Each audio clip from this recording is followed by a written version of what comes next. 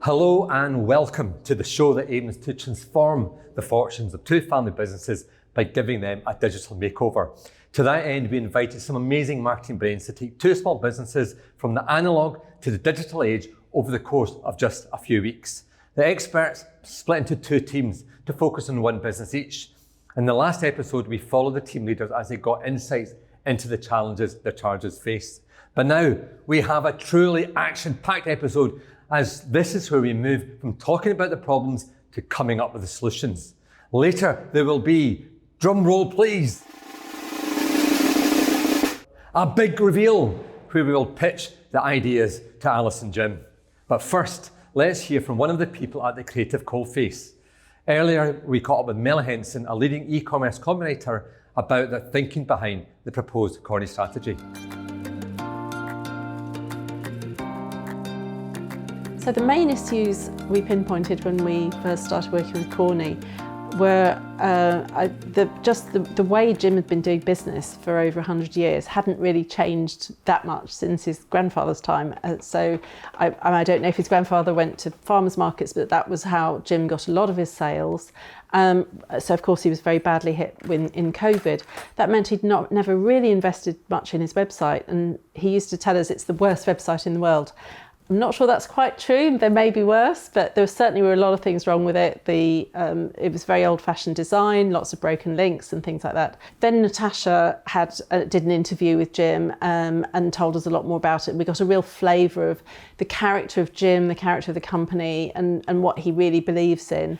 The way we tried to resolve these issues was using classic marketing principles, and that is look at the key things, look at what's really authentic and true about the brand, and put it together in a structured way, looking at the proposition, what the key message is for the consumer, who the consumer is, tone of voice, and all of those kind of things, and just be methodical and work through that. And that's when you get an answer that really resonates and meets the brief.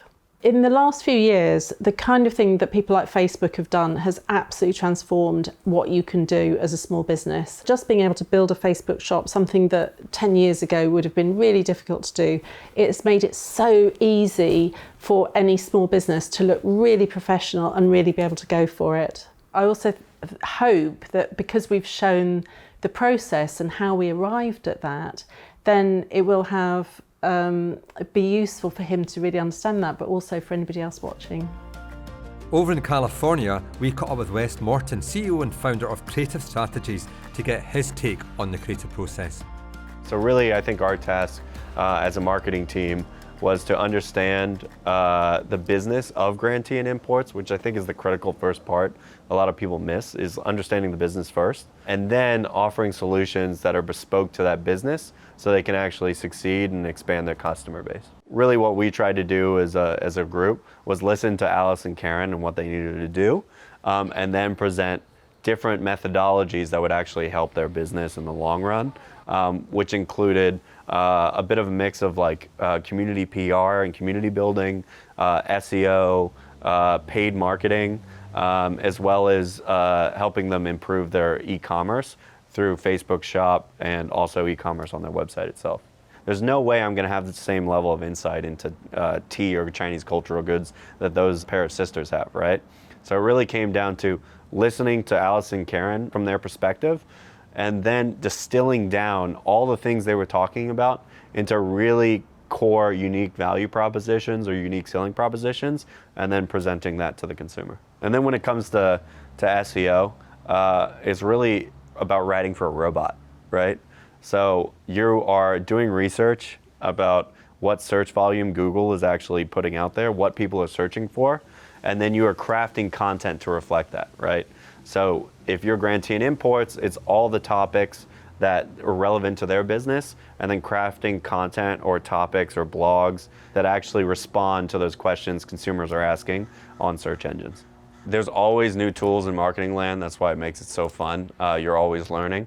Facebook Shops just launched a new e-commerce product, making sure your website's connected to things like Shopify, or all the Google tags are in place so you can track things.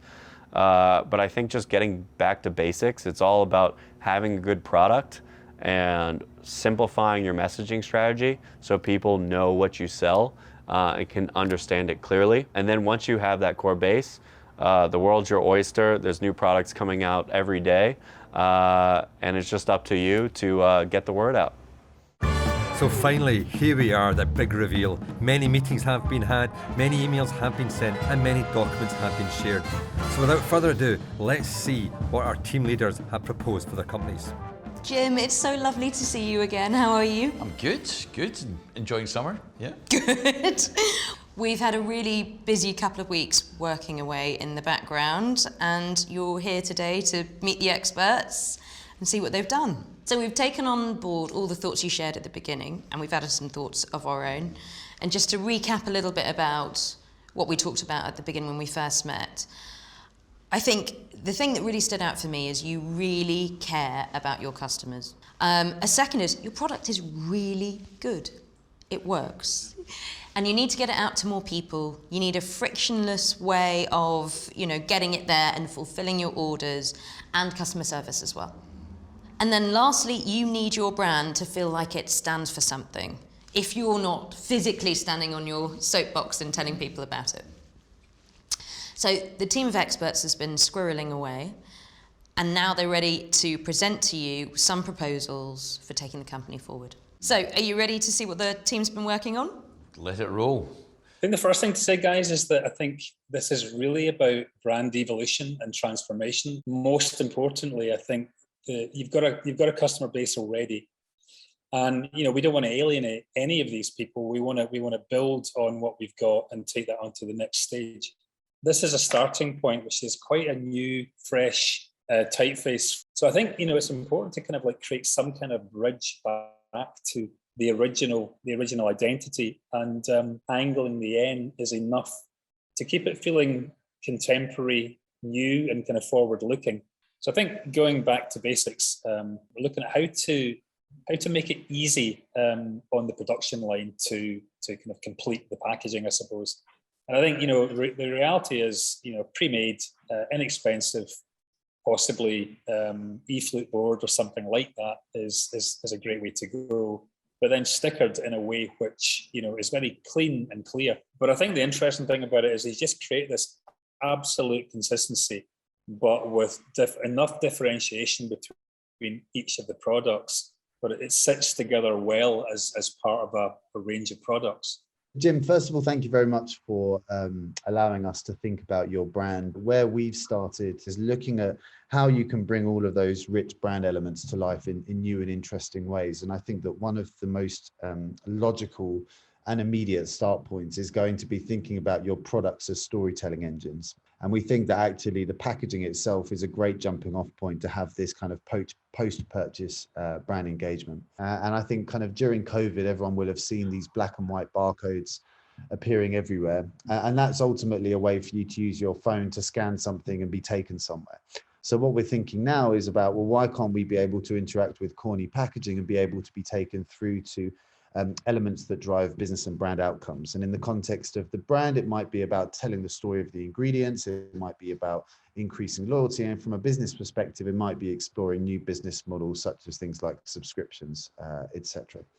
So coming to the creative line that we recommend, it's simply, this is the strap line that we would recommend that you use in any kind of communication that you do, which is Scottish goodness for your skin. So there are the three important words that you need to keep in mind: Scottish, goodness, and skin.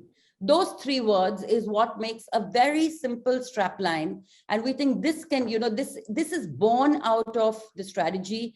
It's simple. It's talking about therapeutic benefits without making any hard claims.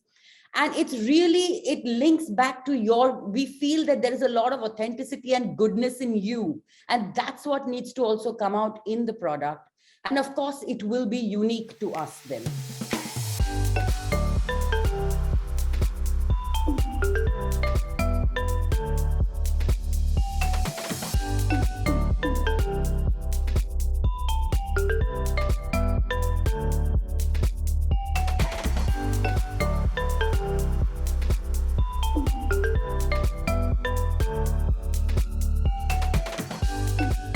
Okay, Jim, so I think what you can hear from the experts here is that your passion has come through so strongly. Every single person has really felt it. Take it step by step. It's a marathon, and that's fine. And we will be here to help you along the way, because I know it's a lot to take in. I always think life's soup making, and you've got to get the right elements to go into your soup. And you've given me a kitchen full of elements, and I just need to start making soup, not soap. But I'll still make soap. Meanwhile, in Venice, California, Wes is delivering the Grantee and Imports presentation at the request of team leader Chessie. Hi, Alice and Karen. Thanks for joining our presentation. But we're really excited to share this strategy presentation for Grantee and Imports with you today. Really, this whole strategy, the main goal is to make Grantee and Imports the most trusted voice for all things Chinese tea and cultural heritage products. When we talk about messaging and the marketing story that you want to put in front of your consumers, really we want to highlight those things that make you special and different and bring those to the forefront.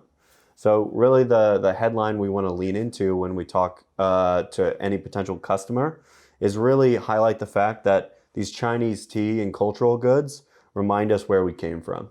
So we really like the idea of a signature where it's our family to yours, Alice and Karen. This can apply on all sorts of different sales collateral, such as newsletters or things you send out to the community, but really make it feel personal and that it's coming from you too. I like that. I like that as or that really captures the spirit of our business and spirit of this family business in a very personal way.